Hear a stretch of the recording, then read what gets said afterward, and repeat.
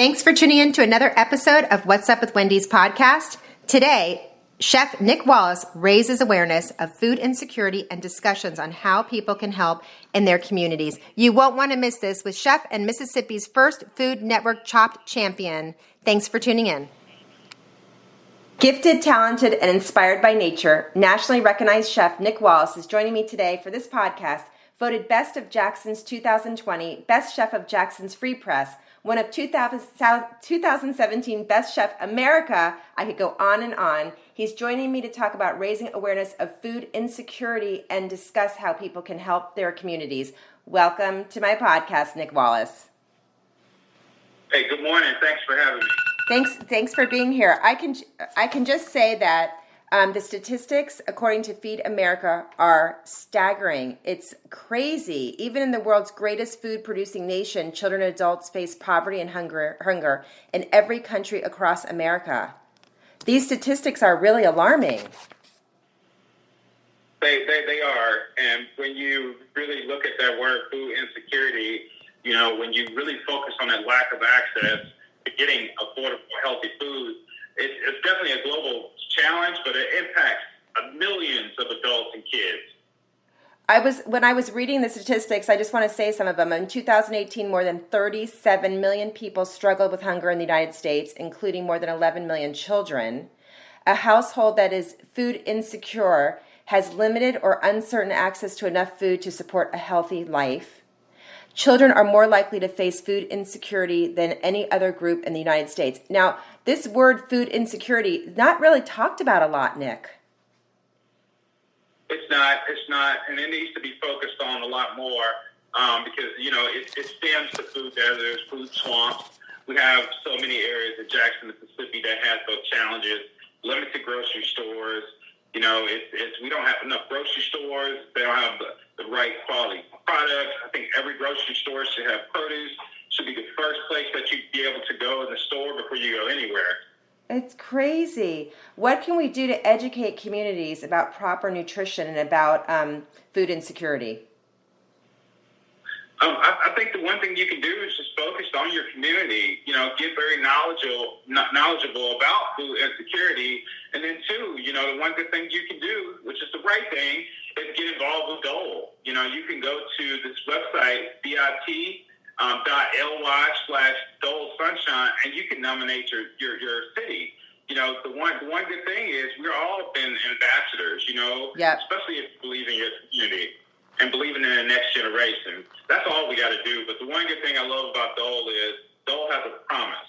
And it's a promise to provide good nutrition to everyone no matter where you live. And I just think if we take that same motivation, we could be able to really, really fix the change for the future. Oh my God, especially during now with the times that are happening with this pandemic and so many people are home and they're not, even if they have a school or they're going to a school, they don't have the proper food. So what are some tips for families, especially as more children now, more children at all ages are doing remote learning? I think creativity is one of the best things that we can do. And the one good thing about this program with Dole is they're getting kids involved. Kids is one of the main focus. And that right there stems with their families. Get the kids involved because now they're not going through a line, going through the cafeteria. Now we have to do that. And then the kids have a lot of, heavy responsibilities on that too. But we got to make sure that they have that great product around them that's, all the time. And that is the one good thing. If you get involved, go to Dole Sunshine website. You can see some of the recipes. I wish you can see and taste the dish that I cooked this morning. But one thing we're also doing, too, we're getting a lot of chefs involved, and we're feeding families. We're doing 500 meals within less than an hour at the Boys and Girls Club. So, those little things right there, by showing people and giving them the information so they can take home, kind of wakes them up in a way. And then, too, they can just start eating a little differently because we still have 3 meals to come back every single day. Exactly. If you just tuned in, I'm talking to Nick Wallace, chef and Mississippi's first Food Network Chopped champion.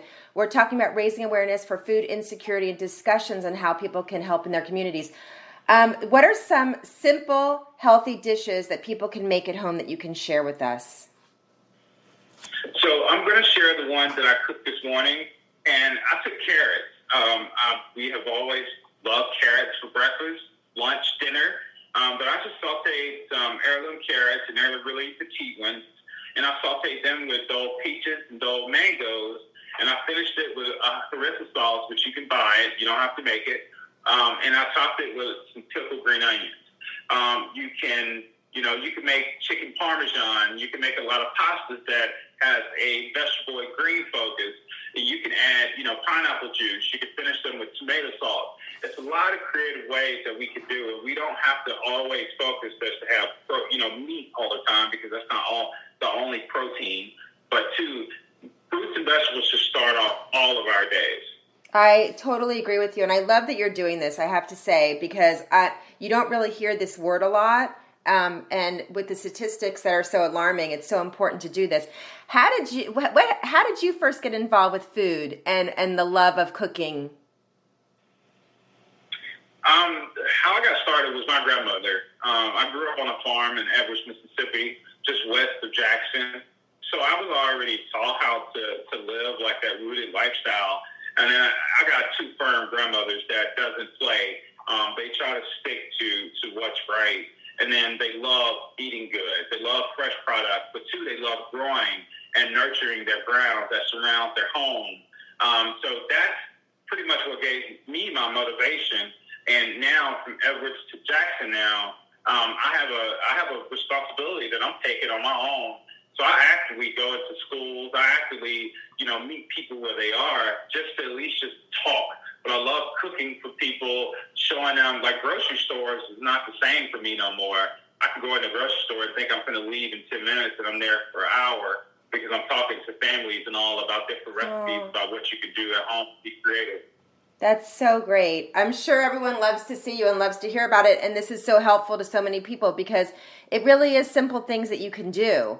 And nutrition and health and food is so important. And I just hope that we really raise, so much awareness for this, especially Mississippi, which has the highest obesity rate of any state.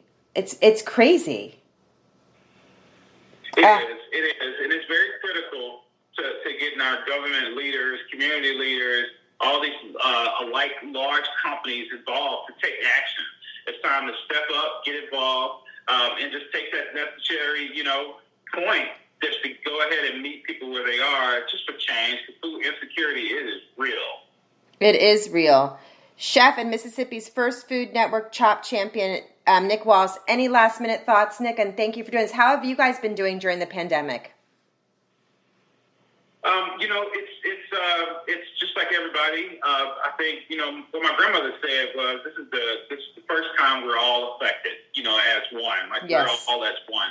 And but it's been creativity after creativity, and that's the one thing I love, so me writing a cookbook, getting involved with Dole, still being that community advocate, because too, once you build that up throughout your life, you're always going to have some type of entertainment with business or talking or public engagement. And a lot of things now is virtual, of course. So COVID-19, throughout the pandemic, it has still been that same thing of connecting with people. Well, all good things, and thank you so much for doing what you're doing. And I hope that we really raise so much awareness through this and through Dole. Dole is unbelievable to do this. Absolutely. Dole is a great company, and I stand behind them 1,000%. And Wendy, thank you very much for giving me this time with you this morning. Oh, thank you so much, Nick, and thank you for all you're doing for everybody. Thanks for listening to my podcast. You can check out my new website at whatsupwithwendy.com, subscribe, and check out past interviews. You can also follow me on Instagram and Twitter at What's Up with Wendy. Thanks for tuning in.